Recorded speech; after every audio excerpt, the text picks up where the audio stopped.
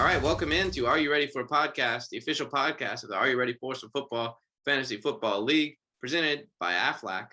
I'm joined again by Joe, and this is I didn't know if this podcast was going to happen, but I'm feeling pretty good about it. Yeah, I'm feeling a little worse. I'm finally figuring out how getting unlucky feels again. Haven't really felt that this year yet. Yeah, well, we'll get there. I guess we'll just start with the recap like we always do. Another low scoring week around the league. Average under 100 points for the third straight week after starting off the season with 7 straight weeks of averages well over 100. So scoring's really fallen off. A lot of injuries, and it's getting scrappy out there, and the playoff picture's tightening up. So we'll get into the recap. And as the playoff picture tightens up, Grant just seems to pull further and further away. Winning this week, 122 to 118 over Zach. Just further evidence that this is not Zach's year. Nope, it is not. After the cheap one over you, got back to his unlucky ways this week. Grant, really impressive from him that, normally he's had such bad points against luck. Zach, second highest scorer in the league, and didn't even matter because Deebo Samuel just took over on Monday night for Grant. He's been unbelievable for Grant this year, and now Grant looks like he might get Saquon back this week. He's got a little Cordero injury issue he's dealing with, but yeah, his depth is just insane. And now he's 2 games clear of Morgan for first. He's 3 games clear of everybody else, and then he also has a tiebreaker over Morgan head to head. So Grant is well on his way to the number 1 seed and a bye in the playoffs, and which would make his path for a 3rd straight championship pretty clear. Yeah, and Zach, losing here with the second most points, first time it's happened this year. Statistics tells it'll happen 1 or 2 times a year, but no team needed it less than Zach.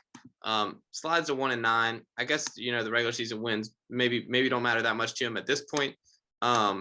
But just the luck this year has been extremely unfortunate. He's now negative 2.5 wins below expectation based on schedule, or negative 3.5 wins. I'm sorry. Below expectation on schedule, which is the second unluckiest season on record behind my 2019 season. And Austin's been extremely unfortunate as well, but for Zach, the hits just keep coming one week after the other. Going into Monday night, he was up by 16 with Elijah Mitchell against Deebo Samuel, and Elijah got 27 carries and didn't matter. Deebo Samuel, 27 points, 2 touchdowns. This is just how this year's been for Grant, how this year's been for Zach. Yeah. Grant is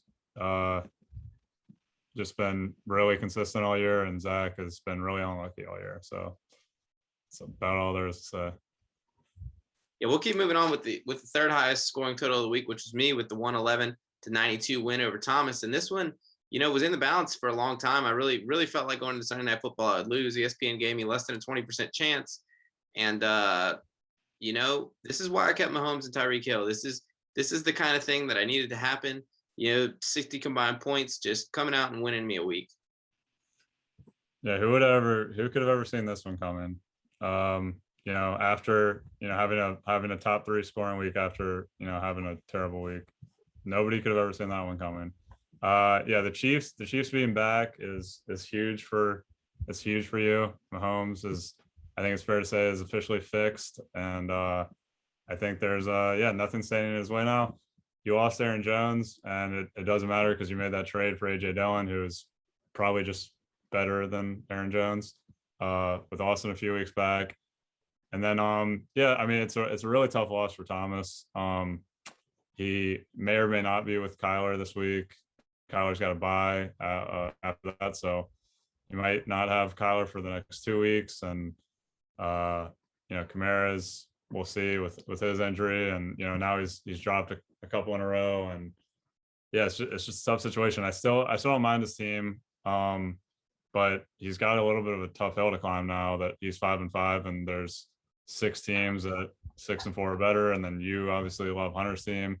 Dan's team is now back in the mix, and so yeah, it's just really tough for him. but a huge one for you.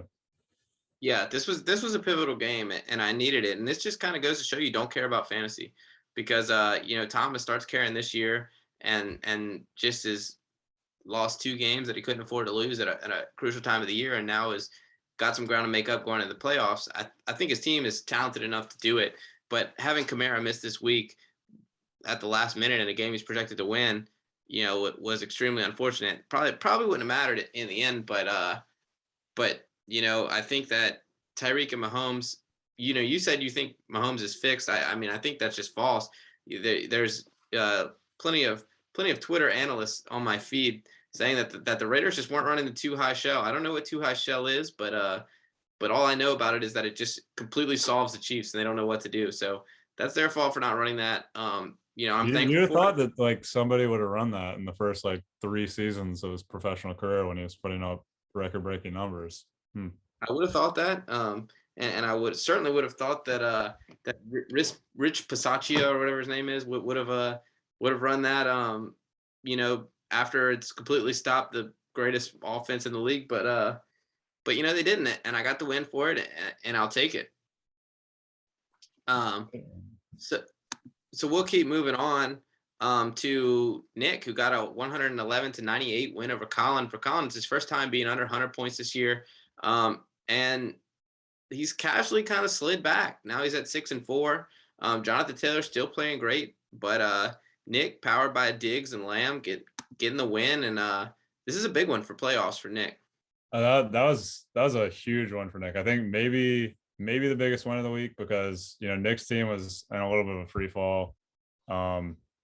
It just without Calvin Ridley, and has been struggling the last couple of weeks. But yeah, I mean, to get that win over Colin, and to be the 4th highest scorer is huge.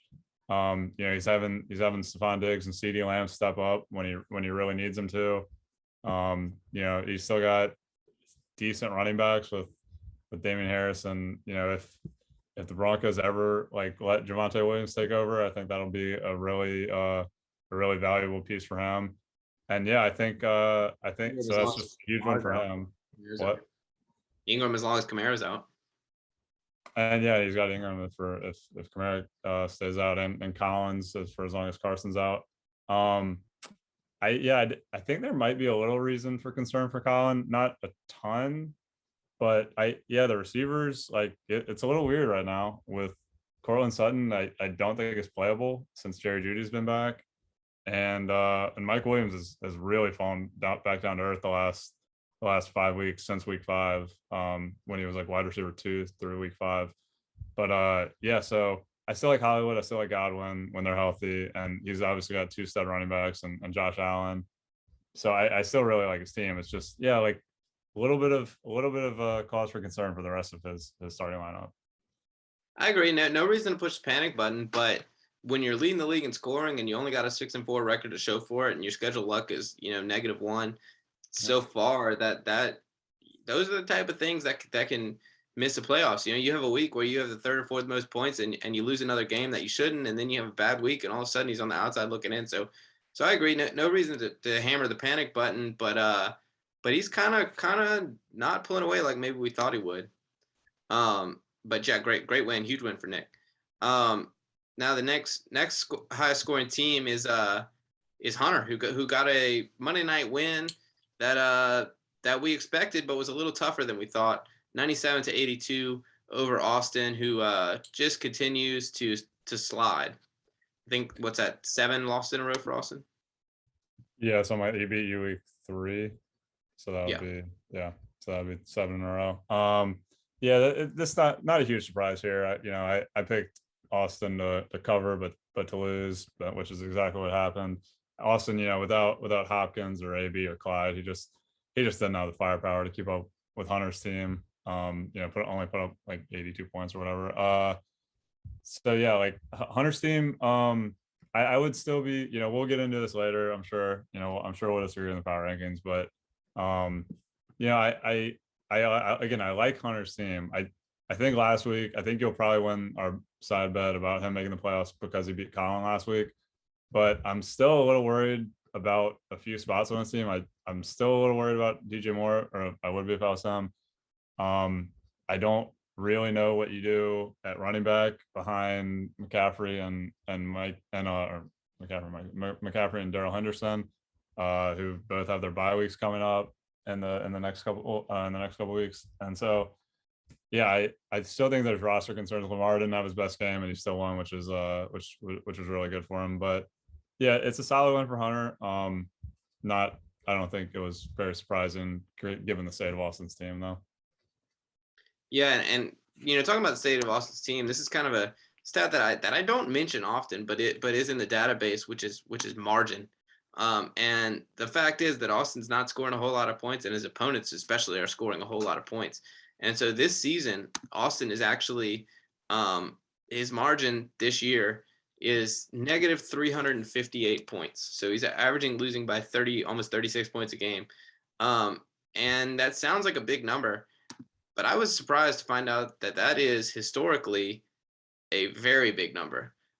So all time, the largest negative margin in league history is Thomas, dating back to 2012, when he won one game and his margin was negative 386. And then the next was Thomas in 2011 when his margin was negative 357. So Austin right now is sitting second on that list if the season ended today. For largest margin in defeat, he would. He's on pace to break the record for margin per game. And a lot of it has to do with his points against luck, but just absolutely getting hammered. And while I was on that stat, I just went ahead and flipped to the largest margins of the league history, this is one of those records that stood for a long time, and it's Nick back in 2011. So Nick in 2011 outscored his opponents by 29 a game with a margin of 381 for the season. And Grant's right now sitting pretty good based on how good he's been and his points against luck. He's second in scoring, and his margin right now is 316 points. So 316 points is a big margin, 31 points a game, which of course would be a record. And all time, that would be up there. Right now, that would be third. That would be third between my 2014 and my 2015 seasons. So both of those margins have a chance to, maybe are even likely to, set new league marks by the end of the year. Not that really I mean, like that is not like super surprising to me. I think like Grant, the way his before this week, the way his points against luck's been going, and Austin before the last couple of weeks was just getting like hammered in points against. So that's not. Yeah, anytime you're talking about breaking a Nick 2011 record, that's doing something. Yeah. Nick 2011 and Thomas 2012 record. So there's some old records. But we'll keep going with Dan getting the win over you, 95-90. This was another close one, and a big one for Dan in the playoff battle. And what really decided this game was Nick Chubb vaccinated, coming down with COVID, and Darren is stepping in, picking up 19 points and flipping the tide of this game. Yeah, that was the difference. That doesn't happen, and Darren 19 go to Chubb, and Dan has to play whoever. Yeah, that would have flipped the 5 or 4.5 points, whatever it was. Yeah, so that's just a tough break, but that'll happen. I'm like, Dan is just not going away. I think 2 weeks ago we said after he traded or after Derrick Henry went down, before he traded Kamara, but after Derrick Henry went down, we were just like, Dan's going to start eating these losses. He killed Ben, and then he beat me, and now he's firmly in the playoff picture with a big matchup against Hunter this week. And so yeah, I think like he's not going away.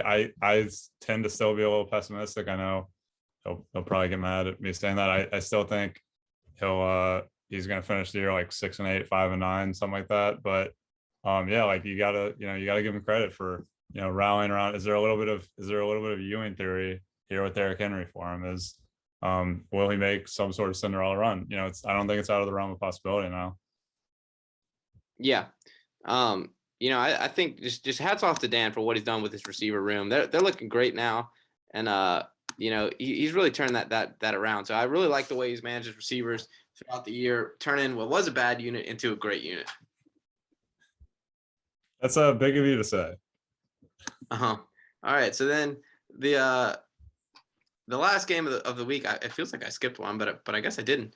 The last game of the week is Ben with a 93-75 win over Morgan. Not one we saw coming, and it's Ben's third win of the year. You know, he's been last in scoring. His team's been putting up dud after dud, and he's been scraping and clawing. And this is a win that you know means that his season's not technically over, and especially means that he will likely not have a bye in the handicap playoffs. Yeah, no, definitely. I think that now that he's 2 games clear of both of them, and you know, obviously, I think both of us think it's not going to happen, but you know, maybe he wins 4 in a row and sneaks into the playoffs somehow. I don't think that's going to happen. But yeah, like really, really surprising, pretty solid win. Or I guess not that solid one considering he was like 8th in scoring or whatever. But yeah, like I didn't see him being the spoiler. I thought Zach, maybe Austin when he gets some guys back would be playing spoiler. But yeah, so good one for Ben.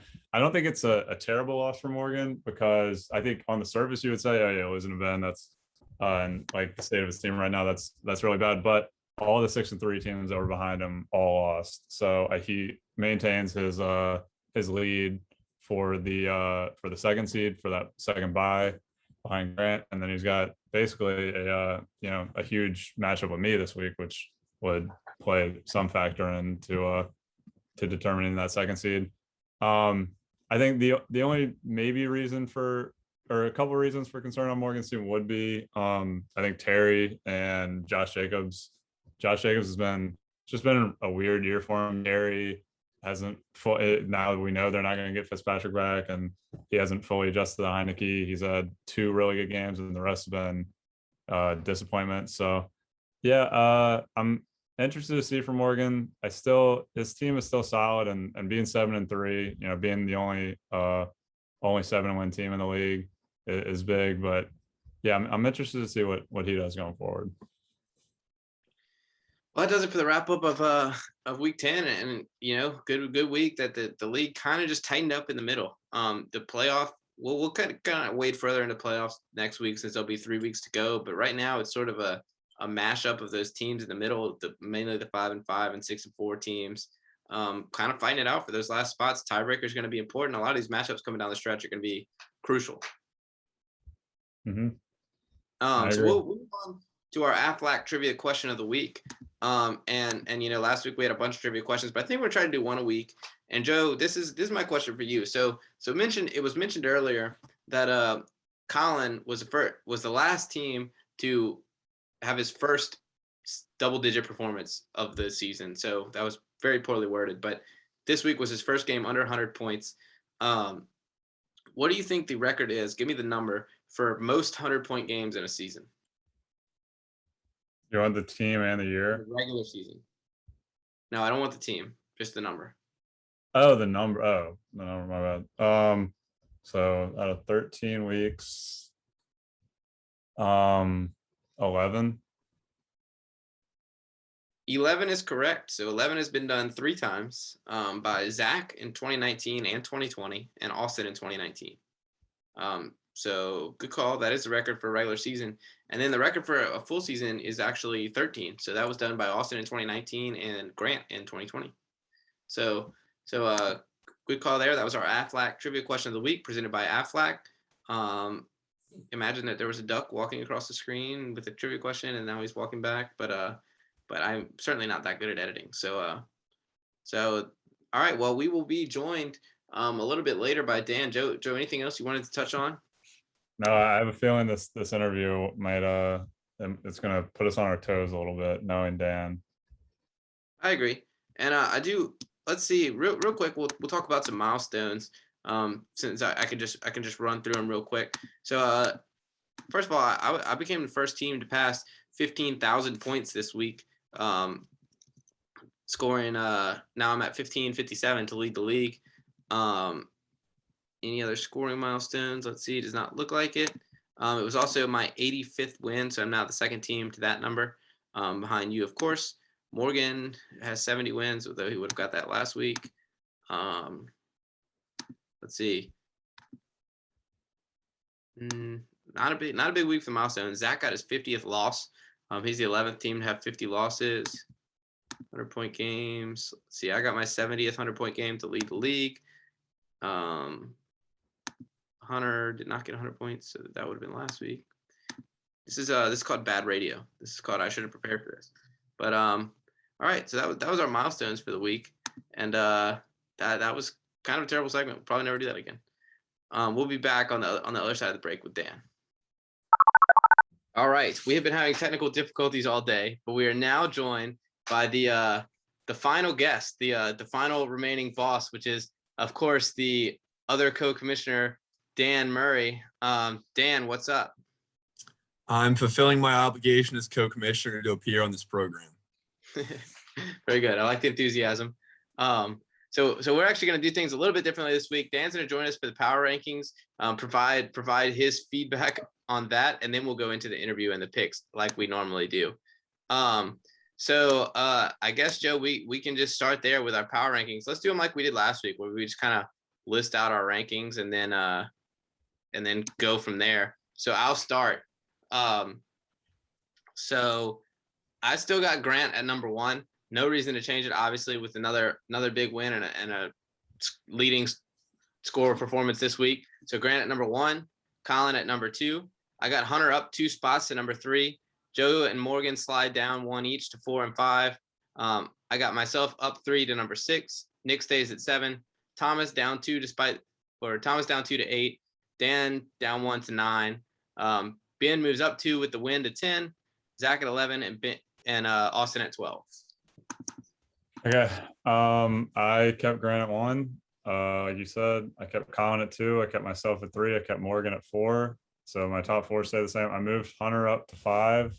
I moved you up to 6. I think I moved Nick up to 7 because I think I had him at, or I might have kept Nick at 7. I don't know. And I moved Thomas down to 8. Kept Dan at 9. Ben, I moved up to 10. Zach, I believe I kept at 11. I think I had him on 11 last week, and I moved Austin down to last. So we got the same bottom 7 and top 2. What'd you say you had 3, 4, 5? Me, Morgan, and then Hunter. Okay, so that's the only disagreement. So I guess we don't need to talk about it for too long. Dan, what are your thoughts? Just quickly on that. I mean, misguided as usual, I think would be like the term I would use. But I mean overall, I mean, I feel like there's a consensus here on this program. There's pretty even keel agenda. Okay, you like that we agree. What do you think about us both putting you at 9 despite being firmly in the playoff race? Yeah, don't like it. Can't say I like it, Parker. Can't say I like it. You know. So Joe, I guess we'll sort of suss out our small disagreement. So the main one is that I have Hunter at 3 and you've got Hunter at 5. I think we've discussed how much I like Hunter's team. I just don't see how you think Hunter has even a chance of missing the playoffs at this point. All right, sorry, somebody. Well, so I think you'll probably win that bet, but I mean, if you're comparing him to me, you probably have a case to make him over me because he beat me. He's only a game back, but he's 2 games back of Morgan. He still hasn't scored. I think he's still being outscored by Morgan, and Morgan beat him and has a tiebreaker over him. So I think it's I think it's pretty easy. Like, I just don't see this scenario, even if he makes playoffs, that he catches Morgan in the standings. I mean, that's not, but is it? First of all, power ranking is not about what you have done. Power ranking is about what you will do. And Hunter's team is just better than Morgan. It's about both. It's about okay. That's you're fair. like the fucking college football playoff. It's like, oh, Michigan State beat Michigan on the field, but like, look at all these stats and look at these rosters. Like, well, they actually played, and they actually like have the same record. And I hate to break it to you, Joe, but this entire game is about stats.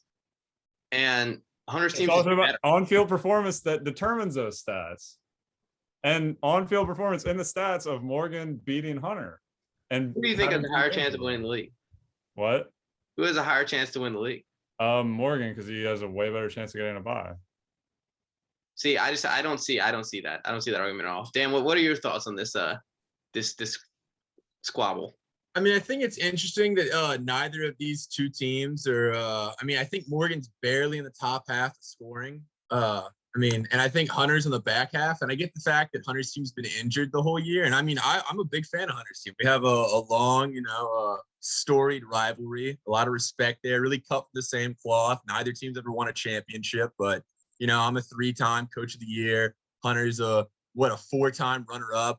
I mean, we've been in the same blocks, been in the same conversations. But I mean, neither of these teams are even in the top 5 of scoring.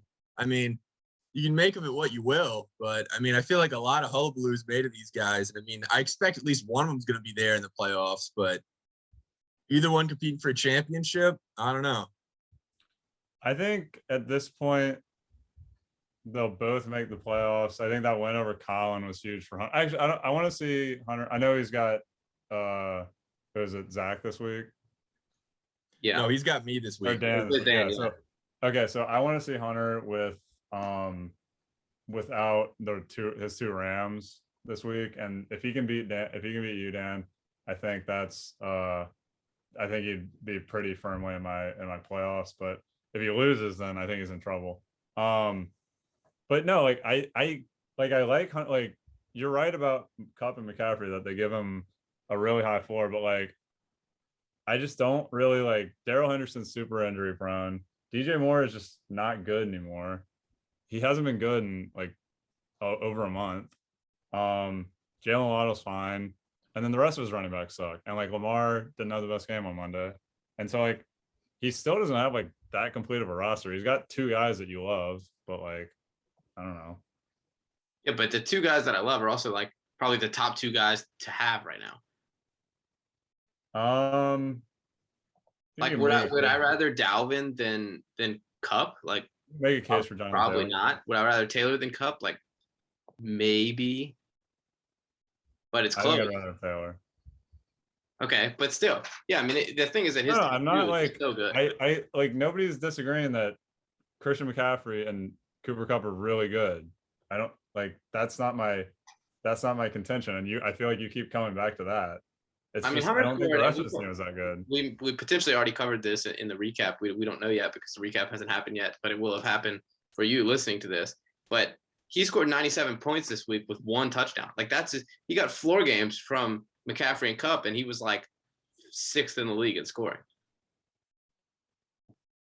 I don't know. I'm curious to see how Odell affects Kupp's production. Like more work done, and I mean that is an interesting way to spin the stats there, Parker. I have to say, yeah, making a positive out of a 97 point performance. I mean, but there's something to it though. It is a floor week, and if 97 is your floor, that's nice to have as a floor. Yeah, Dan.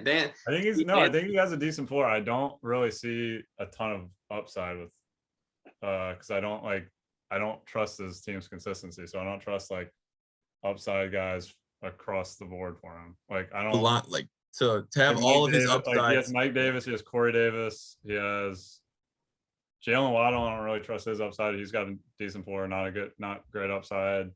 Like it's like Lamar, McCaffrey, and Kupp. And yeah, absolutely. And I guess Darrell. I just think that Lamar, McCaffrey, and Kupp is pretty much enough. Yeah, but you're not going to get, I mean, like, very likely you're not going to have them blow up all in the same week. I mean, but you're also, yeah, I guess I agree with you. The floor is just so high. I don't see how I miss the playoffs. And once he's there, nobody's going to want to play that team. Okay, we'll move on.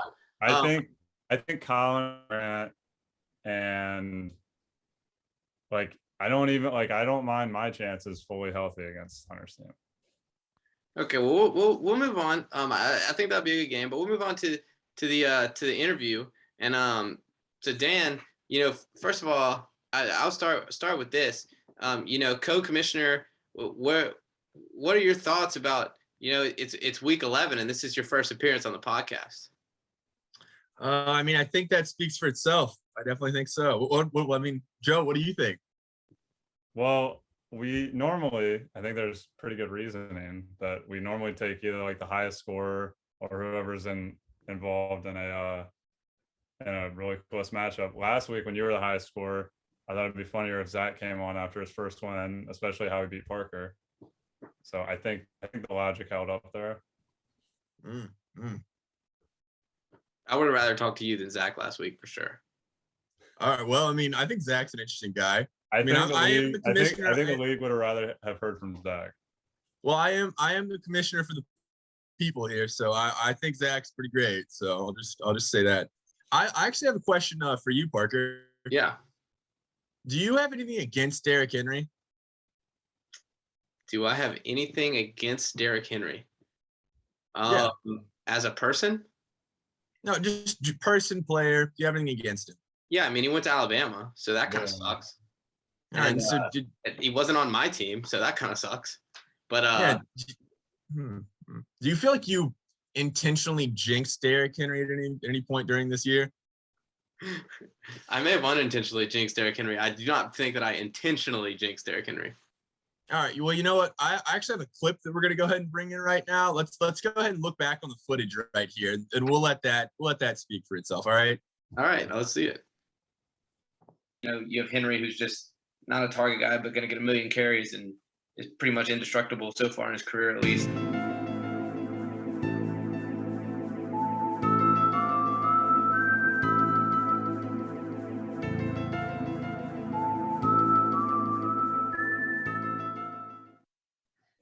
Why would you say something like that, Parker?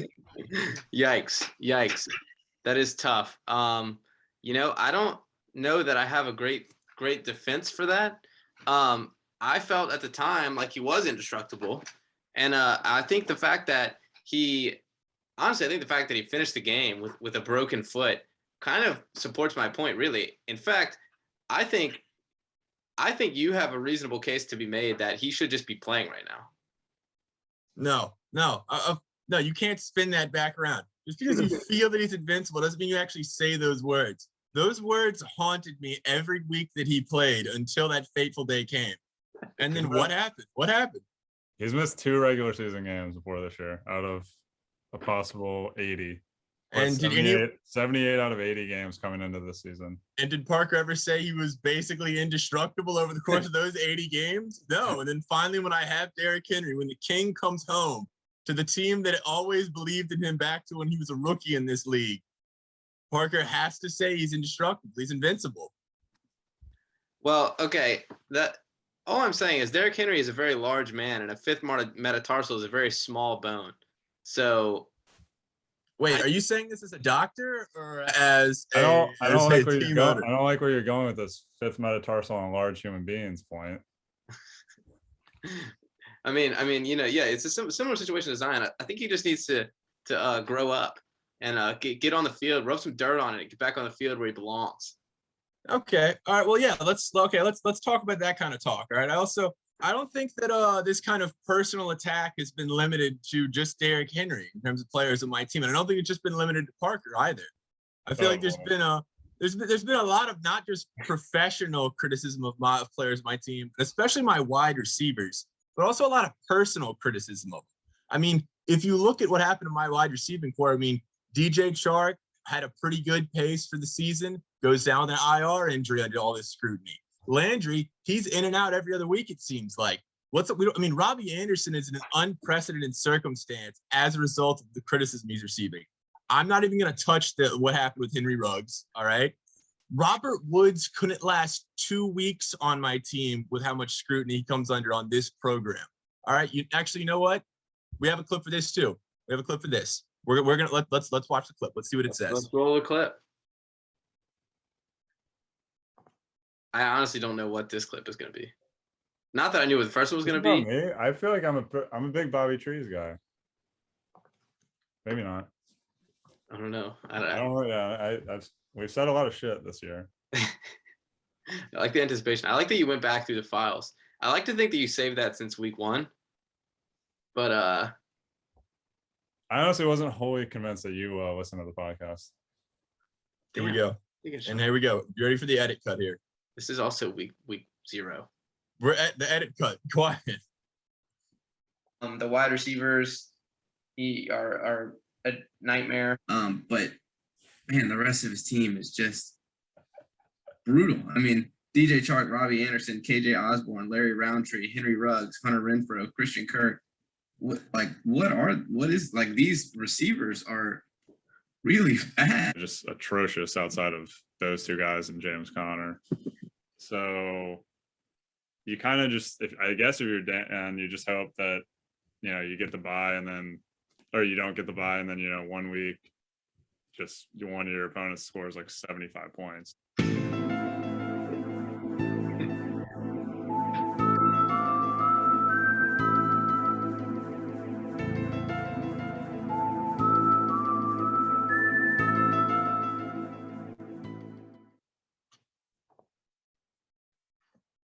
Joe, I'll let you go first. So I guess I got my karma from that by Nick Chubb fucking getting COVID and letting Dearness Johnson just destroy my team and letting Dan beat me this week. So I guess that was my payback, or Dan's payback for that. I think what I would just point out here is that the clip that you pull where I'm trashing your receivers, I actually had you in my power rankings one spot higher than Joe did. So if I thought that, imagine what he thought. That's a great point, Parker. That is a great point. You got to wonder what he was thinking as well. Yeah. I definitely feel like there's been an agenda on this program. Once my team to, stay down, stay where it belongs, and just go eat a Haney. Just go eat a Haney cup. I would get out of here. And we're just not going anywhere. You just got to get used to it, guys. We're in the hunt.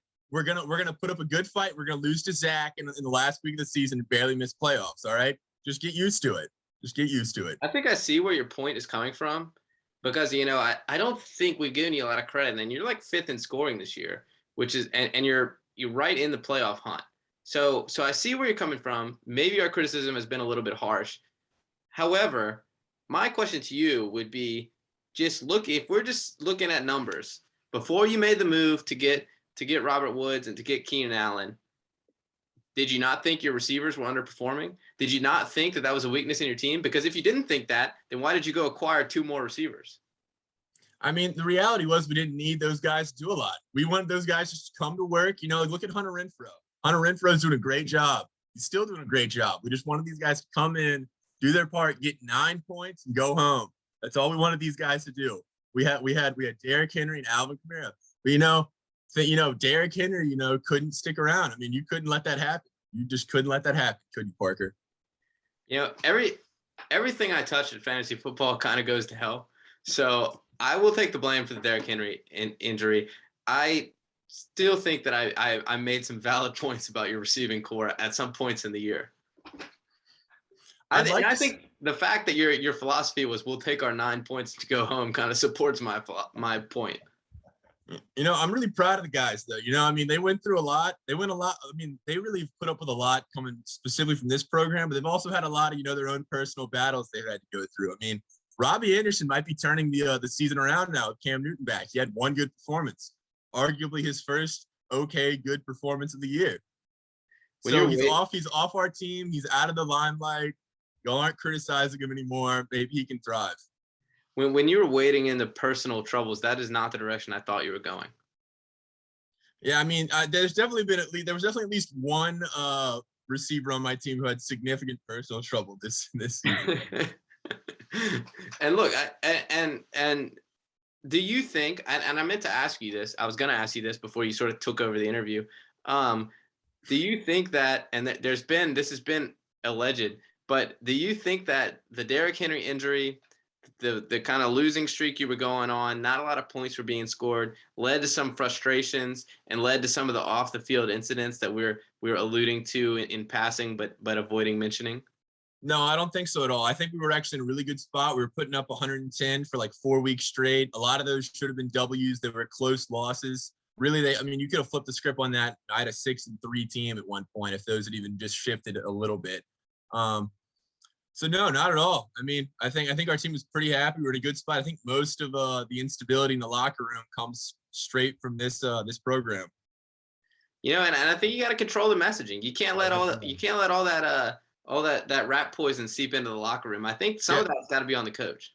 Yeah, I think definitely you do a good job controlling the messaging in this league, for sure. Definitely ruling with an iron fist, without a doubt. You control the messaging. Don't let the masses get any ideas you don't want them to get.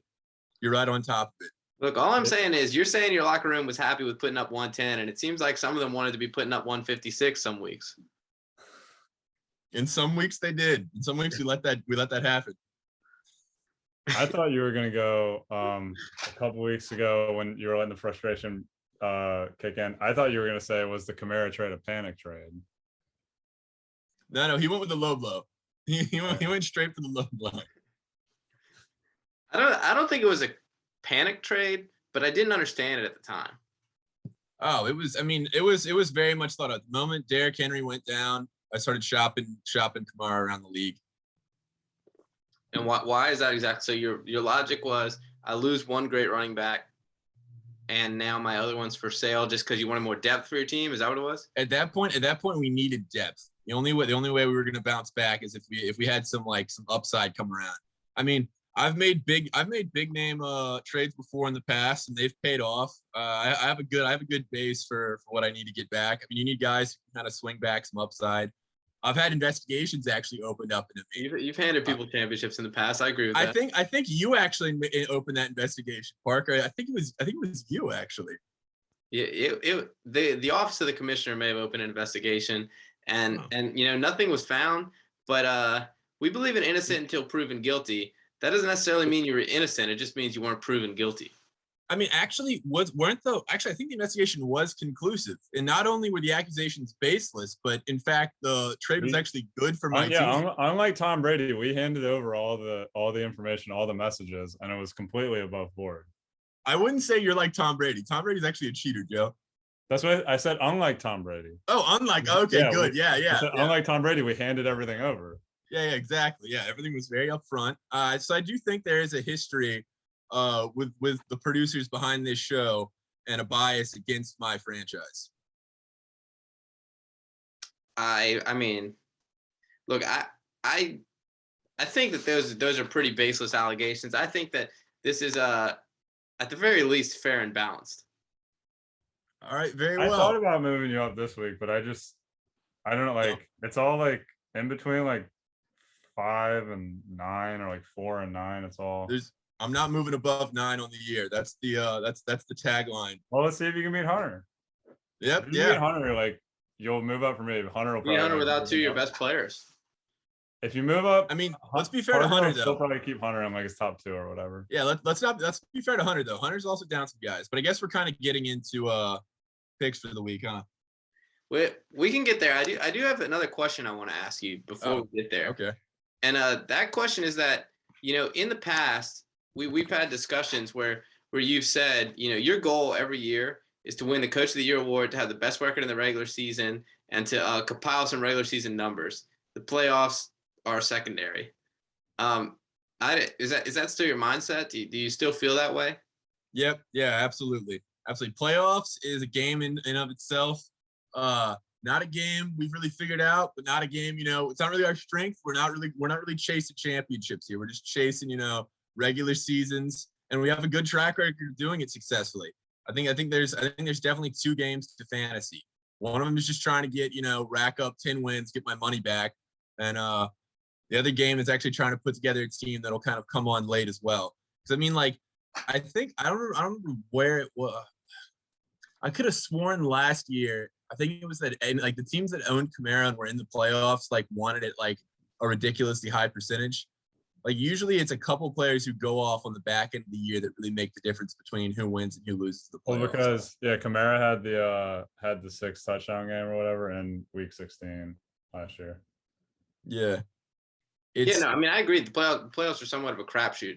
But do you just think that the messaging sometimes gets into players' heads, and is maybe some of the reason that your playoff record all time sits at 2-5, with your last playoff win coming in 2015? Yeah, I think it does, and we're okay with that here.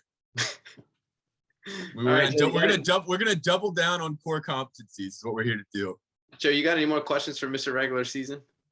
No, I think he just really threw us for a loop by asking us the questions this segment. So I think I'm just ready to move on. Yeah, I guess we'll give Dan the last word. Dan, any further questions / clips for this interview, or you want to move on to the picks? No, I'm ready for picks. Let's get to it. All right, let's get to it. Joe,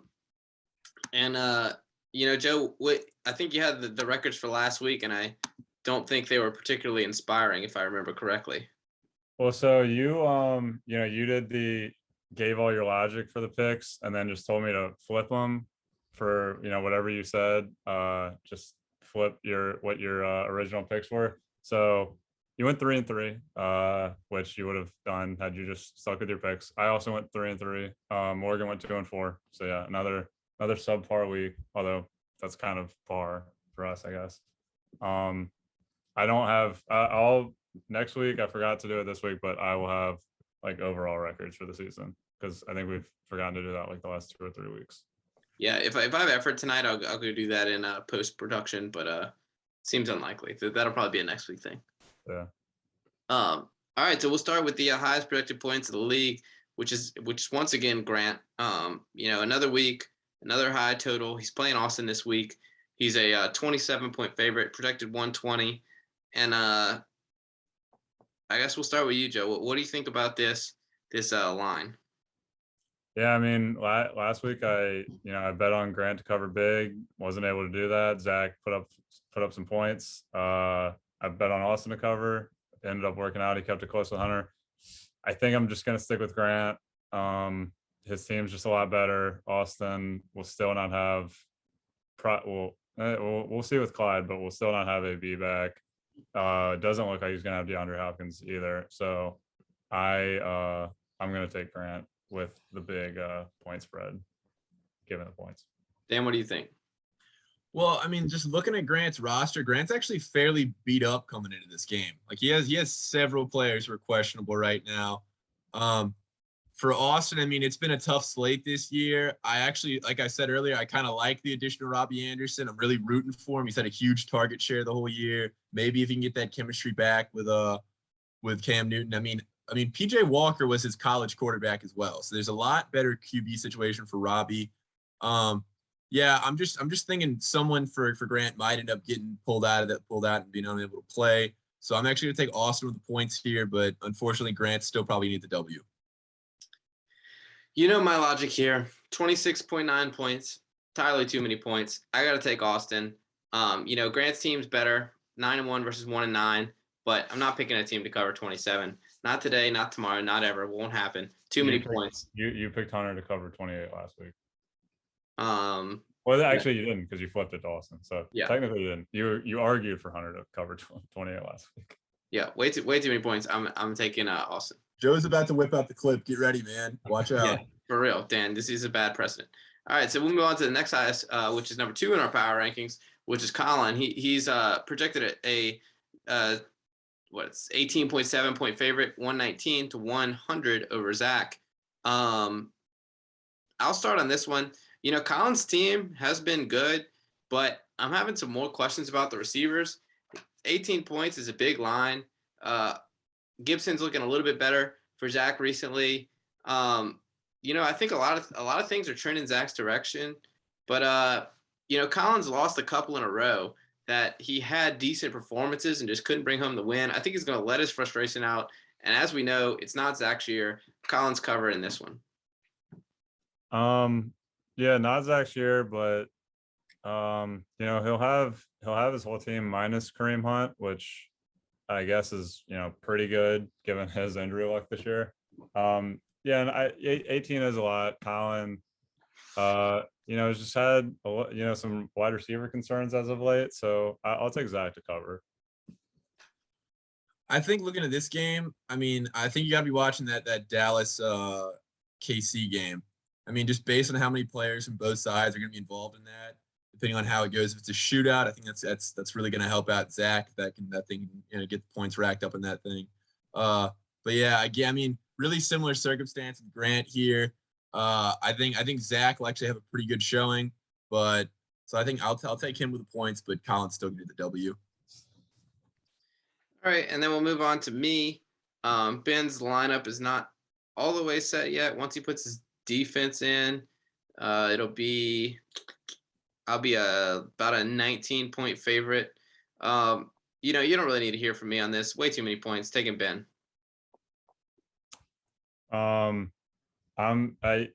Ben, he didn't put up a ton of points against Morgan, but he's due to regress. He's got Yeah, he's got 3 wins, but I still think he probably has the worst roster in the league. And yeah, your team is actually, you know what? I'm gonna take Ben also. This is your due for a bad week, but I still think you'll win. But this is gonna be like a 85 to 80 win for you. Because I forgot you rotate good and bad weeks. This will be a bad week, but you're still gonna win because I think Ben will also have a bad week. Well, no, I don't do over unders anymore, so I'm not gonna pick the under. Yeah, I'm actually gonna take Parker to cover this one, and I hate doing that. I mean, I hate kind of dogpiling the tough season Ben's had here. But yeah, I just really don't like the players on Ben's roster. I mean, I don't. I mean, I'm not saying I don't like Ben's team, but I am saying I really dislike just about everybody on this roster. So I could very easily see Ben struggling to get 85 points this week. And even if Parker regresses a little bit, I mean, still a good shot to cover. I think it's going to be kind of a tough slate for Ben on this one, at least. Actually, I'm going to slightly pivot. I like what you said there, Joe. I'm going to take the under. We have this at 217. That's a lot of points for this matchup. Like you said, it's one of my down weeks. That the under seems like it's going to hit for sure. What do y'all think about Ben acquiring Rob Gronkowski there? Are you thinking he's going to be trying to put that in his flex in the future, or y'all think he's going to try to shop a tight end? I don't really know. To be honest with you, that makes limited sense to me. He's got Darren Waller. I guess he had the budget left, and he felt like Gronk would be a difference maker. But I don't think it really fills a need. And I'm not sure that the trade market for Gronk's going to be high. Maybe he's signaling a Darren Waller move coming. That's what I think. I think their Darren Waller move might be coming based on that purely because like his roster could really use some help in just about every other position he has.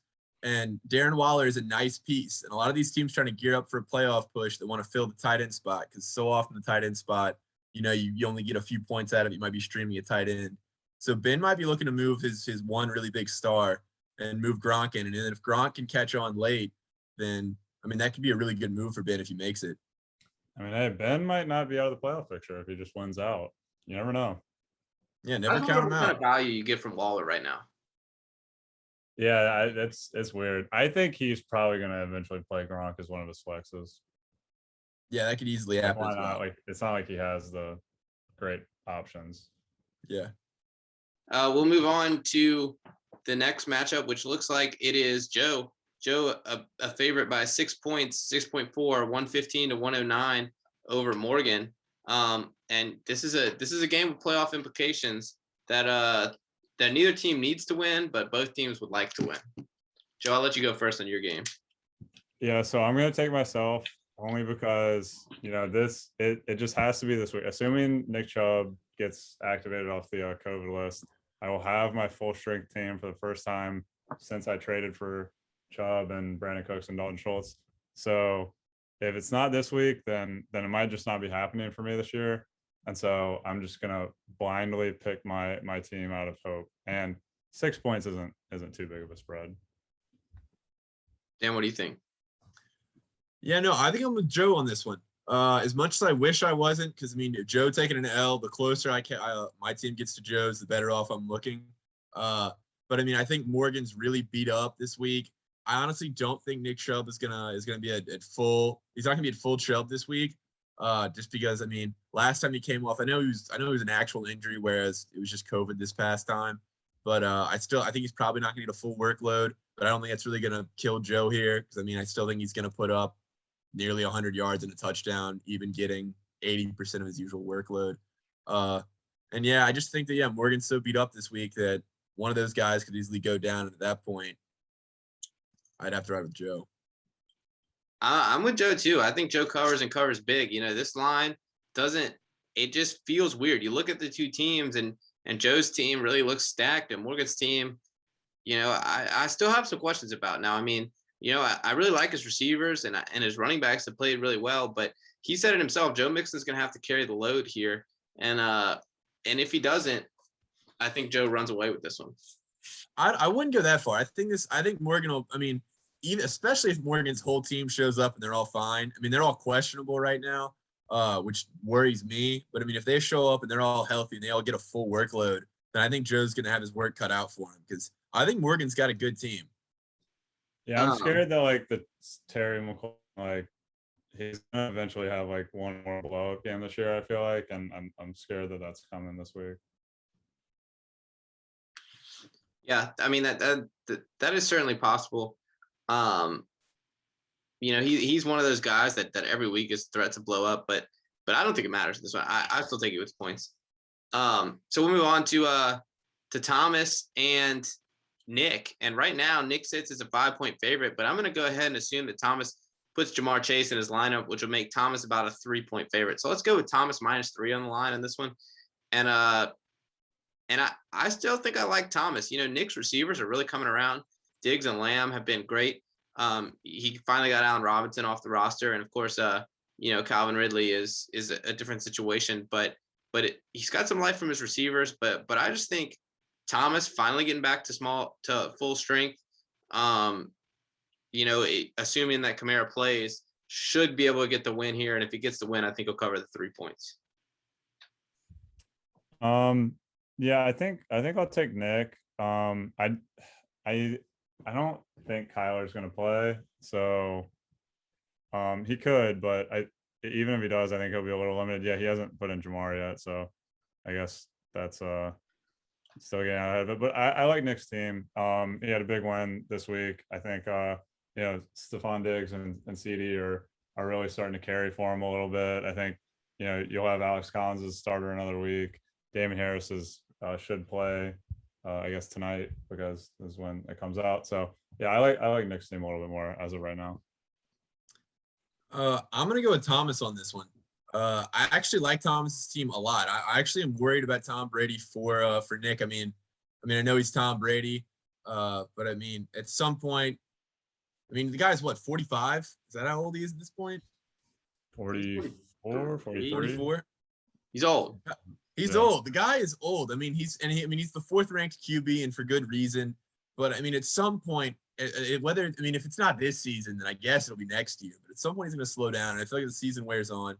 And I think the Bucs are looking more and more mortal every single week.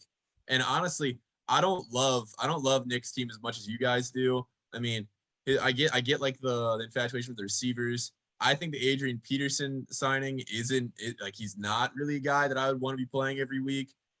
He was nice when he was fresh for the Titans last week, but I feel like if he gets a real workload, it's not going to be very productive.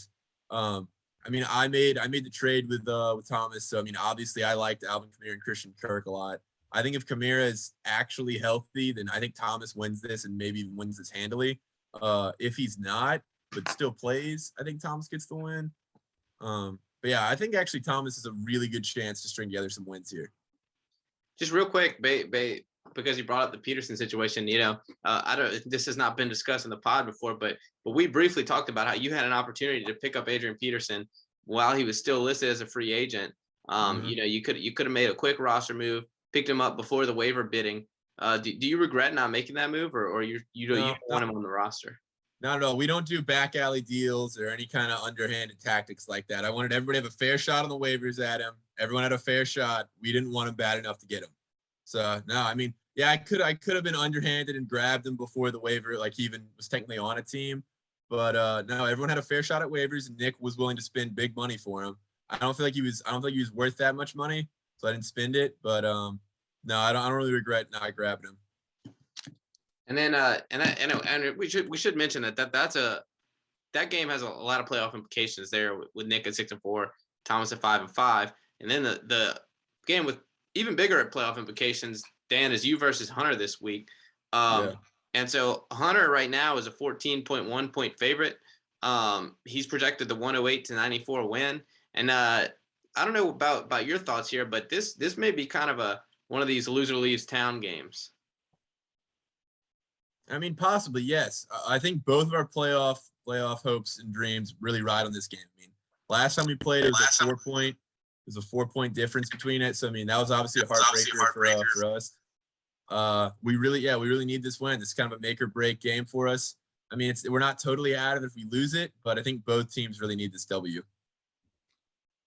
Yeah, I agree. I'm gonna take Dan with the points. I think I just think that not having Cup or Darrell Henderson, that's 2 of your best 3 players if you're Hunter.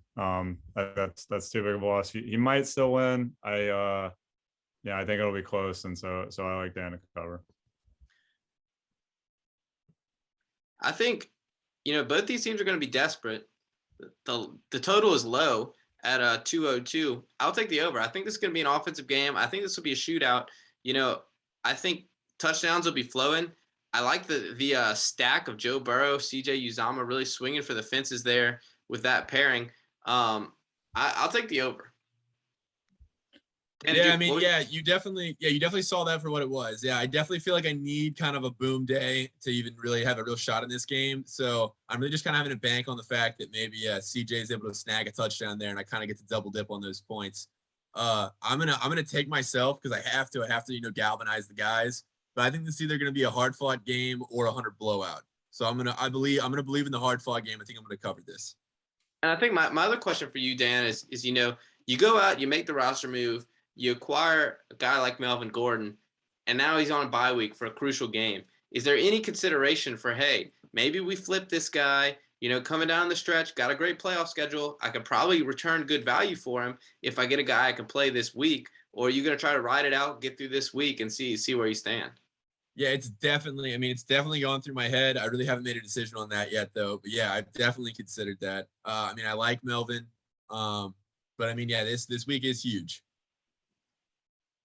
I would say my phone lines are open, which they are, but I'm not sure what running back on my team you would actually be interested in, seeing as how they seem to be dying at an alarming rate. None of them are actually dead. By dead, I mean on the IR. You wouldn't say any of them are invincible, would you? No, certainly not. Far from invincible. Yeah. All right, cool. Well, that gets us through the picks. One thing that we didn't get a chance to address, and I think it's something we should, is the Nick Chubb COVID situation with you having Dearness Johnson kind of fall into your lap last week and then getting a close win. Dearness has really come up clutch for the team, and some have been saying that the lab may have been contacted and the test results tampered with. Just based on the timing, based on the evidence, really could not have worked out better for you. And as we know, this type of thing doesn't just happen to Joe.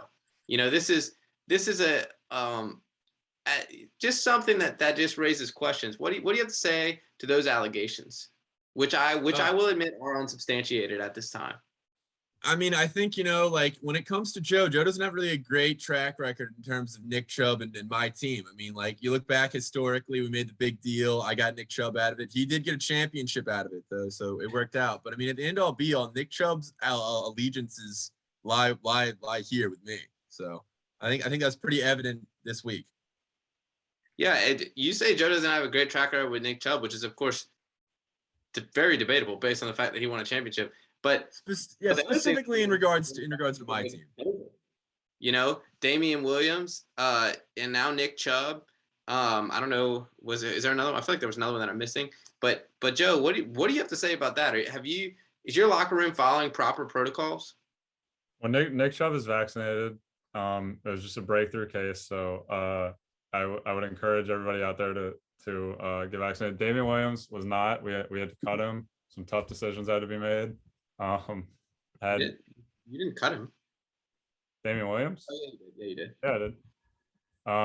So some tough decisions had to be made there, but yeah, we're gonna have to see if if we've had any of our players have maybe discussed with Aaron Rodgers or gotten advice from Joe Rogan or anything about how to about COVID protocols. So I guess we'll have to review, but yeah, hasn't been the best situation in regards to COVID. All right. Well, with that, Dan, unless you have anything else, I think we'll call it a show. No, good talking to you fellas. All right. Thanks for coming on, and thanks everyone for listening to another episode of Are You Ready for a Podcast, the official podcast of the Are You Ready for Some Football Fantasy Football League, sponsored as always by Aflac.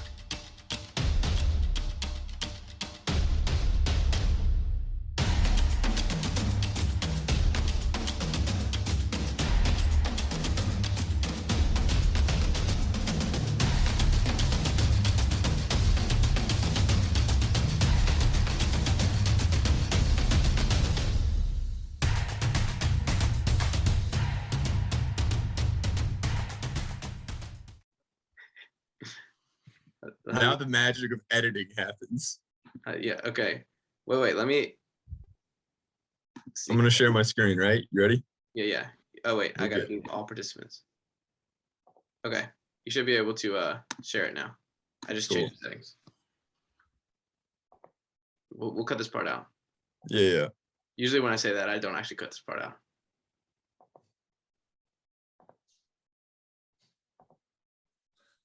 Oh God. This is back to the episode 1.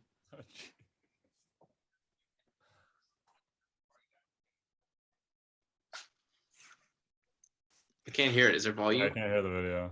Okay, good. I'll play it for you. I'll get it. How can I share audio on this Zoom?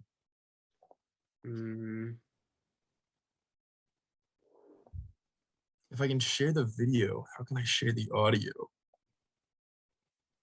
I think there was audio when you played it. Yeah. Let